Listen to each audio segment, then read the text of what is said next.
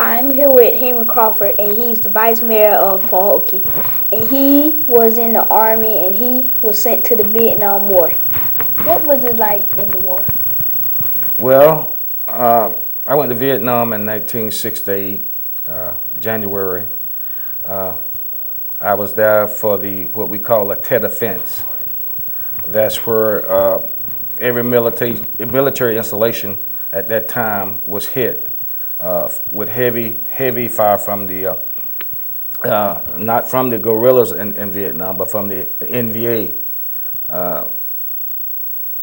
To be real, the Vietnam War was, if I could use the term HELL, we lost approximately 58,000 soldiers, young soldiers, 18, 19, 20, 21 years old.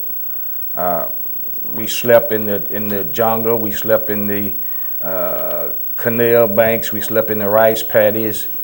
We lost a number of friends to ambush attacks. We was there with the understanding that we was trying to help the South Vietnamese soldiers. A lot of times the South Vietnam soldiers would turn against the American soldiers that was training them to fight the communist soldiers, which we call NVA. A lot of my friends was there, a lot of them was wounded, a lot of them didn't come back home. I was one of the lucky ones. I think I was hit somewhere around September the 22nd, the same day my daughter was born in America. I think I was almost losing my life in Vietnam. I was hit with an AK-47 from my left side that went clean through my body that just devastated me and my platoon that was with me. I suffer today, I think, with a little PSTD. I still suffer from the wounds that I received in Vietnam. I take medication basically every day for that. It was an experience as a young man from Pahokee at the age of 19 or 20 years old that's never been too far from Pahokee until I entered the service. And for the first time to realize that realistic, you were in a combat zone. And everywhere in Vietnam was a combat zone. There was no such thing as the front line. Every line in Vietnam was combat. Whether it was Saigon, Khe Sanh, Duc Pho, Mo Duc, Quinh Nhân, you was in Vietnam, you was in the combat zone. We had a lot of soldiers, female, male and female, that lost their life in Vietnam. A lot of our vets that went to Vietnam from this area are homeless today. Some of them suffer heavily with PTSD. What is PTSD? PTSD is post-traumatic stress syndrome. It's almost, when I was a kid going to school, we called it shell shock.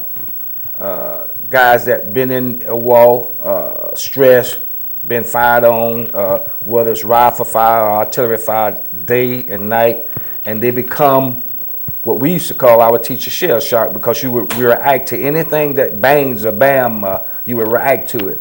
When I came home, I guess I would remember when I was shot and try to find the bullet holes in my body. I would actually tear my clothes off at night, wake up in a cold sweat trying to find where the bullet went in and the bullet went out. So whether it's combat related or just accidents here in America, you can get PTSD. A lot of stress that's put on a soldier to see and witness things that he has never or she has never seen before in their life. How did you get shot? Well, I was a point man. A point man is the soldier that's out in front. He's the one that goes out ahead of the squad or the platoon or the company or whatever to make sure that if there's enemy in front, that he can let the guys behind him know that there's enemies around and give them a chance to disperse to defend themselves. As point man, one day I was out in the rice paddies, and all of a sudden, without notice, machine gun fire opened up. I was one of the first guys hit in the rice paddy. I was hit from the left side, the bullet went straight through, and at the time, it was still funny today. I had what I call a black label in my pocket, and the bullet went through the can and all the fluid ran down my leg, and I almost went into shock because I felt like I was bleeding out. my friends opened up fire to scatter the NVA so that they could come get me out of the rice paddy by me being so far up front in front of everybody else. At that time, they had called in for a helicopter, which is a medevac. The medevac comes in and try to remove the wound. They don't remove the dead. They'll come back later if it's a possibility to get them, but they try to remove the wounded so they can get them within 5 or 6 minutes to a hospital to possibly save their life. So the day I was hit, it was early in the morning, very unexpectedly. In the combat zone, you get comfortable sometime, and I think I got a little comfortable in the surrounding area and just wasn't 100% alert. And I paid for that by being the first one hit. I had a couple of friends that didn't make it that day, and a couple of them that I hadn't seen since 1968. By being medevac from a helicopter, one of the helicopters was shot down. They sent other helicopters in, and I was medevac from that combat zone to a hospital in Chula. And as of this day, I have never seen the guys that was on patrol with me since that day. I don't know who made it and who did not make it. Do you regret being in the Army? Well, today I would say no. I felt that I should have went to Vietnam because we had a lot of young soldiers all over America, from Kentucky, Pennsylvania, New York, everywhere going to Vietnam to serve their country. I felt like I was just as well in my own mind. I felt like I should have went because I felt like if any other American soldier, whether it be black or white, Spanish, whatever, could serve in Vietnam or in a war for their country, so could I. So I went to Vietnam with good conscience and good mind, and once I got there and looked at what was happening in Vietnam, of course, I wanted to make sure that that would not happen in America. We was fighting, to my knowledge, to believe that communism was not a right thing to be, and to keep it from coming to America where my kids and my grandkids might see it one day. I fought for those reasons, and a lot of soldiers fought for those reasons. A lot of soldiers gave up their lives for those reasons. So when it comes to Veteran Day, I think everybody in America should bow their head and say a special prayer. We got a lot of young men that didn't make it, but we got some of their kids today, some of their grandkids that's still here that remember, and some don't remember their fathers and their sisters and their brothers. But Veteran Day is a special day to all Americans to look back and thank those that didn't come home, thank those that died, thank those that did come home to fight a war at 18, 19 years old, wherein it put you in harm's way. Today you brought a award for us, so can you tell us about it? Yes, this is a Purple Heart. You receive a Purple Heart in combat.